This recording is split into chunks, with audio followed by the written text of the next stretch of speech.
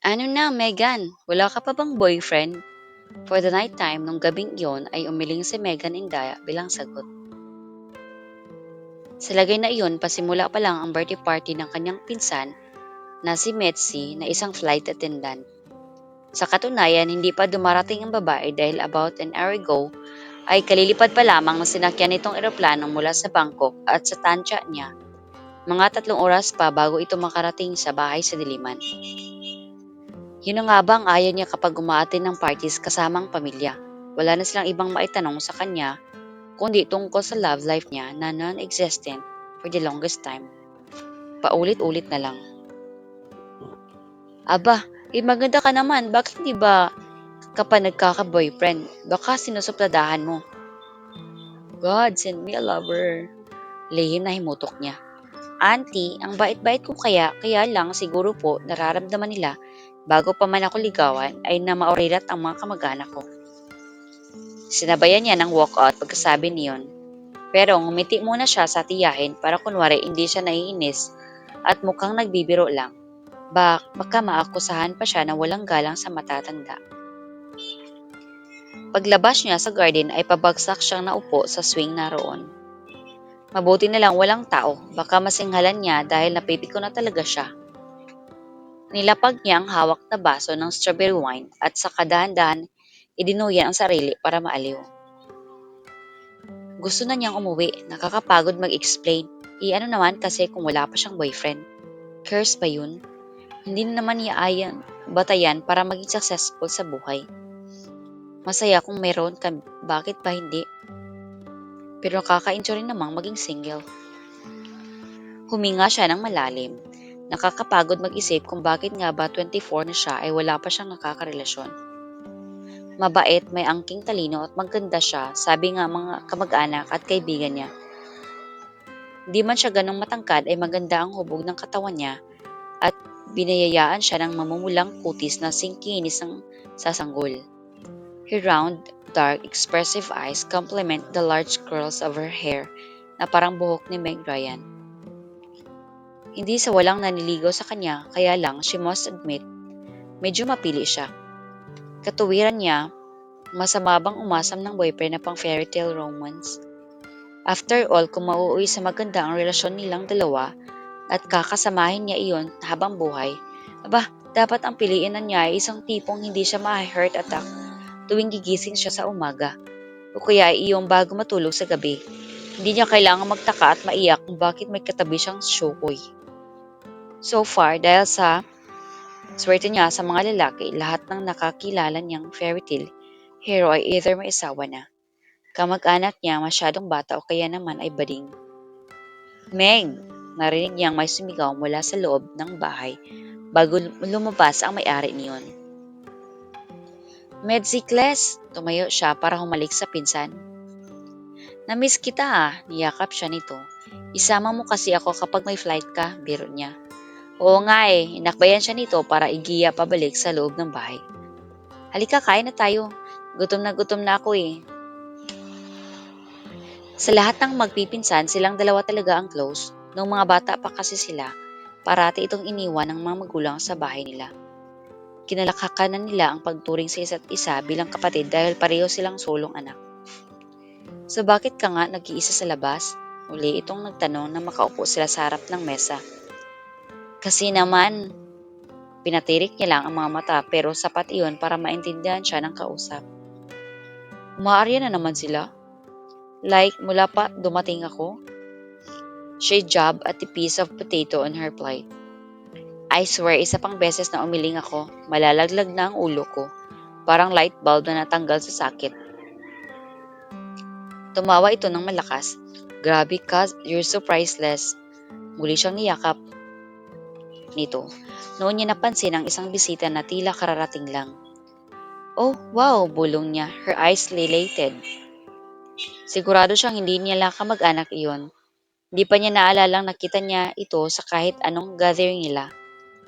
At hindi mahirap tandaan ang mukhang iyon. Ang ganun ba naman kagwapo makakalimutan ng kahit sino? Ibinaba niya ang tingin at tumawak sa dibdib. Parang naninikip yun bigla. Huy, napano ka? Concern at tanong ng kaharap. Naiisip nito na baka nabubulunan siya or nakakita ng multo. Nang itaas niyang muli ang ulo ay eksaktong napatuon ang mga mata ng lalaki sa direksyon niya. Ngumiti ito, yung tipong ngiti na may bahid ng pagkakailanlan. Self-consciously ay ginantihan niya ang ngiti nito pero bago siya makakaway, lumingon si Mitzi sa tinitingnan niya at saka excited na lumapit sa lalaki. Joseph, you made it sa lubong nito. Nak ng tukong kamalasan naman, minsan lang siya makapag-project, di pa pala siya ang pakay. Halika, I want you to meet my cousin. Hinatak ito ng Mitzi palapit sa kanya. Nakaramdam siya ng momentary panic na parang gusto niyang tumakbo palayo. Pero weird yun at hindi niya maipapaliwanag ang ganong behavior sa pinsan. This is Megan. Meg, meet Joseph Shook, si Juko. Hello, Megan. In-extend nito ang kamay sa kanya kasabay ng ngiti at parang ninakaw nito lahat ng hangin sa buong katawan niya. Grabe naman ang ngiting iyon, bagay na bagay sa commercial ng toothpaste. With just one smile, you take my breath away. Para rin gusto nitong ituloy gawin ang kasunod na lyrics. So hold me close and say you'll stay with me now. Hi, she said brightly habang kinakamayan nito. Hindi na siya nag-attempt tumayo dahil nanghihina ang mga tuhod niya. Nakakahiya kung bigla siyang mag-collapse. Kinailangan ng lang niya tumingala dahil napakatangkad ng lalaki. She noted the white uniform na may mga nakabordang simbolo sa magkabilang balikat, sa kwelyo at sa kaliwang bahagi ng dibdib. Dibdib. Ano kaya ang pakiramdam umunan sa dibdib ng lalaking ito? Hindi hapit ang uniforme nito pero bakit doon akong anong binabalutan ng damit? Are you from the Air Force? Tanong niya. Nope, iling nito. Nakapaskil pa din ang ngiti sa labi but I am a pilot. Wala naman sigurong pilot na teenager. Pwede, mabilis siyang sumulyap sa kamay nito. May suot itong college ring pero walang plain band. Single pa, unless it should turn out na bading na naman ito. Pero parang hindi dahil hindi mo may lantik ang mga daliro o ang balakang nito. Or worse, baka engaged. Halika, Peps, kain ka muna. Meg, excuse lang saglit. Bago tuluyang tumalikod ay kinindatan siya ng pinsan at kakaibang ngiting ipinalit nito sa kanya. Alam niyang may kahulugan iyon kung ano, hindi niya masigurado until ichismis sa kanya ng isa pa nilang pinsan. Ate Meg, yun ba yung Joseph? Talabit nito. Oo, bakit? Kilala mo? Nakita niyang kinilig mo na ito bago sumagot. Not personally, pero nabanggit minsan ni Ate Mitzi na may irelito daw siya sa iyo na piloto. Joseph ang pangalan. Ha? Napalinga siya sa kinaroroonan ng mga ito. Sigurado ka? Oo naman. Tumayo na ito na makitang papabalik na ang kanilang pinag-uusapan. Galingan mo ate ha. Pwedeng pwede. May awa si Lord. Here, dito ka. Hinatak ni Mitzi para maupo sa tabi niya ang binata. Saka inumpisahan ang pagsisales talk. Alam mo ba Meg, sa batch ni na Pips, siya ang pinakabata pero siya ang nag-top? Talaga? Yeah. Medyo mina ang boses nito. Masipag lang ako siguro mag-aral saka masunurin sa instructions. Jackpot! Gusto na yata niya itong mahalin pero she held herself in check. Ayaw niya munang mahalata nito na na-excite siya. Hindi maganda ang impresyon na ready ang willing sa unang pagkakakilala pa lang. Ilang taon ka noon? Itinuunan niya ang buong atensyon dito. Mga 10 years ago na yon, I was 21. Peps, sumingit muli si Mitzi. Kwento mo kay Meg kung bakit ka nag-aral maging pilot. Nagkibit mo na ito ng balikat. My dad is a pilot. Sa kanya ko nakuha yung love for flying. Actually, me and an older brother. Tapos my dad's family owns mga 4 na Cessna. Nagcha-charter kami ng flights. Parang na-imagine niya ngayon si Michael Bubble. Come fly with me. Let's fly away. Wow! Frustration ko yan. Muli siyang nag-scope ng kanin at ulam sa kutsara at isinubo iyon habang unconsciously ay nagpapa-flutter ng eyelashes siya. How is that? Gusto ko sana maging flight attendant kaya lang unang-una, hindi ako marunong lumangoy at sabi nung nag-interview sa akin, wala daw akong matutuntungan na apple box sa loob ng eroplano para maabot ko yung overhead compartments. Natawa ito sa sinabi niya. So, sa travel agency ka na lang mag-work. Sumubo ito ng seafood kare-kare. Sarap nito ah. Sino ang nagluto? Siya naman ang natawa. Maraming chef sa malayong kusina na kung tawagin ay Barrio Fiesta. Muntik na itong masamid dahil kasabay ng joke niya ang paglunok nito ng pagkain. Sorry, inabutan niya ito ng baso ng juice. Megan, hindi ka ba masyadong okay sa akin? Tanong nito, kumikislap ang mga mata. Ha? Kasi hindi pa tayo nagtatagal magkakilala, parang may intensyon ka nang patayin ako. Hala, di ko sadya. Nakatitig ito sa kanya, naglalaro ang magandang ngiti sa mga labi. Hindi niya sigurado pero parang sa ngiting iyon ay siya lang ang nakikita nito sa buong kwarto. At parang wala din siya nakikitang iba kundi ito. Guys, tingin dito. Isang boses ang pumukas sa saglit na iyon. Pagharap nila ay kumislap ang flash ng isang kamera.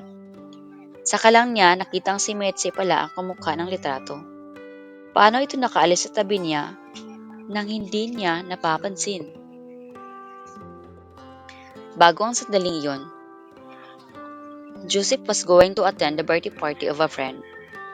Isang flight attendant na na-meet niya some time ago sa Batanes nang minsang may trip siya. Nagbabakasyon ito roon kasama ang boyfriend nito na si Benjamin. Naging malapit siya sa kanila dahil apparently kapatid ng isang kabarkada niya si Benj. Nabanggit doon ni Mitzi sa kanya ang pinakilalang pinsan nito. Maganda raw, very outgoing at hindi pa nagkaroon ng boyfriend. At parang bagay nga raw sila sa looks at personality. Umayag siya, wala namang mawawala. Single naman siya. And attached at kahit ba malaking posibilidad din na naman kahit sa mata ng iba ay bagay siya rito. May mga aspetong hindi mag-click sa kanila. Sabi nga, one can never have too many friends.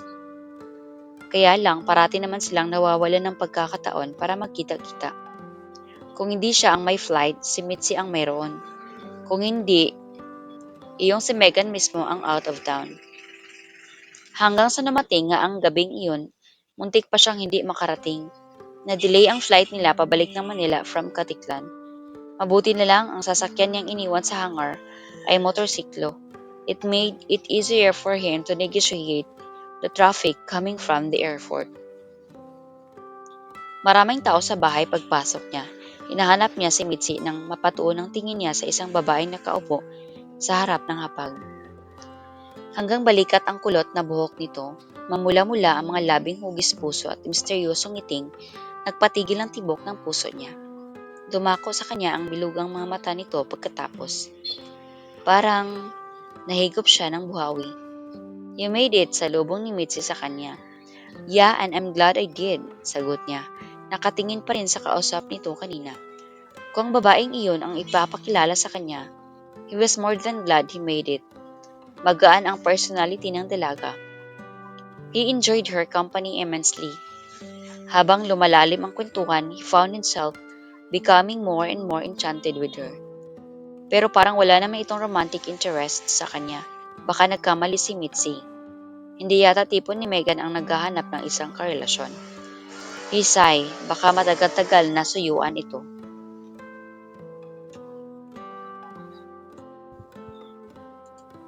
Maraming salamat sa panonood. Huwag kalimutang mag-like, mag-share at mag-subscribe para sa mas marami pang videos. I-click na rin ang notification bell para updated ka palagi. Kita-kits sa susunod!